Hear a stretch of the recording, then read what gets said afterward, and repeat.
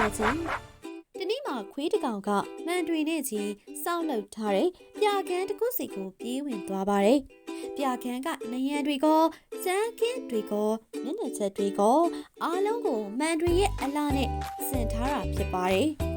အဲဒါကြောင့်ခွေးကမှန်ထဲမှာသူ့ရဲ့ပုံရိပ်ရောင်ပြန်တွေကိုကြည့်မိပါတယ်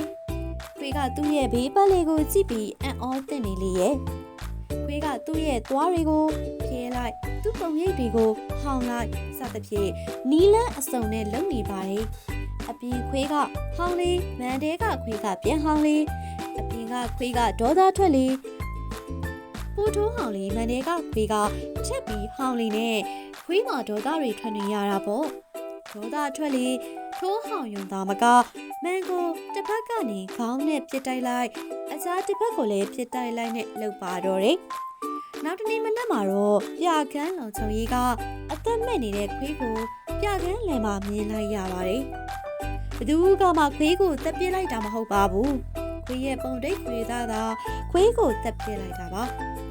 ကျွန်တော်တို့ရဲ့ဘဝမှာလေအဲ့လိုပါပဲလောကကြီးကကောင်းခြင်းဆိုးခြင်းတွေကိုယူလာပေးတာမဟုတ်ပါဘူး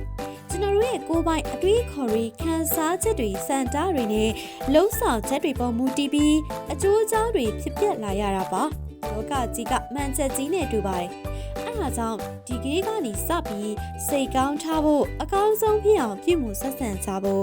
အခြားသူများဖို့စိတ်ကောင်းထားဖို့စတဲ့အကောင်းဆုံးပုံစံမျိုးစုံနဲ့ရှင်သန်ကြရအောင်အဲ့ဒါမှတိပုံရိပ်ကလည်းကောင်းမှာဖြစ်ပါတယ်လို့တိုက်တွန်းလိုပါတယ်